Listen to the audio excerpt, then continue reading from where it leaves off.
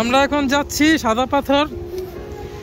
সাদা পাথর প্রচন্ড বৃষ্টি, আমাদের অবস্থা তো দেখতে আছেন। কি করবো, আয়সা পড়ছি আমি, তার উপায় নাই, মাথা থেকে গান ছেড়ে সরানে উপায় নাই। পাহাড়টা কিছুই দেখা যায় না।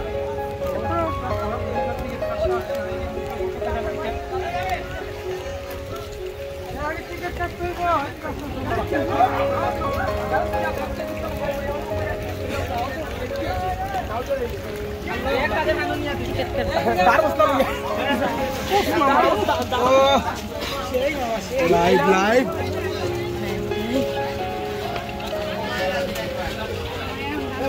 ঠান্ডা লাগতেছে।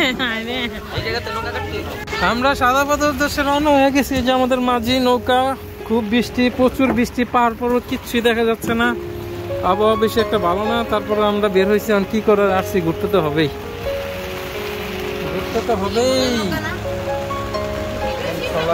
নৌকার নাম্বারটা নিয়ে না, অসুবিধা নাই।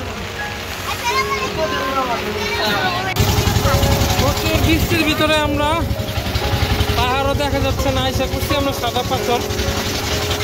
এই যে পাহাড় দূরে দেখা যাচ্ছে, বৃষ্টির কারণে মেঘলা দেখা যায় না, প্রচুর বৃষ্টির কারণে কিছু দেখা যাচ্ছে না। সেটা বৃষ্টির ভিতরে কপাল খারাপ আমাদের, বৃষ্টি আইসা পড়ছে। বৃষ্টির ভিতরে ঘুরানো একটু মুশকিলই, অনেক সমস্যা। নিজা মুজা মোবাইল সব একদম। বাচ্চারা সব কবুতর হয়ে গেছে, মুরগি হয়ে গেছে, মুরগি সব। অবশেষে চলে আসছি আমরা সাদা পাথর, পাথর আর পাথর চারিদিকে। কিন্তু বৃষ্টির কারণে স্রোত অনেক বেশি, পানিতে মনে হয় নামাটা সম্ভব হবে না, প্রচুর বৃষ্টি। খুব সুন্দর জায়গা, অপরূপ সৌন্দর্য সাদা পাথর। দেখেন কি অবস্থা, বৃষ্টির কারণে প্রচন্ড ঢেউ, অকল্পনীয় ঢেউ মনে করেন মানুষ বাসায় নিয়ে যাবে, এত ঢেউ। এই যে আমাদের টিম সবাই, ইমরান, মাহাদি, সবাই আমরা। এই যে বাচ্চারা, অনেক ঢেউ, ভয় কেউ নামতে পারতেছে না, প্রচন্ড ঢেউ।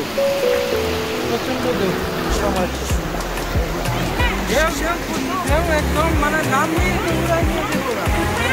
আর বৃষ্টির কারণে কিছু দেখা যায় না, পাহাড় ওই যে পাহাড় দূরে দেখা যায় একদম পুরো।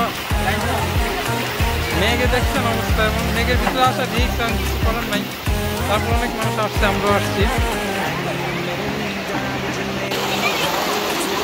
প্রচুর বৃষ্টির ভিতরে আসছি, কিন্তু পানির প্রচন্ড ঢেউ।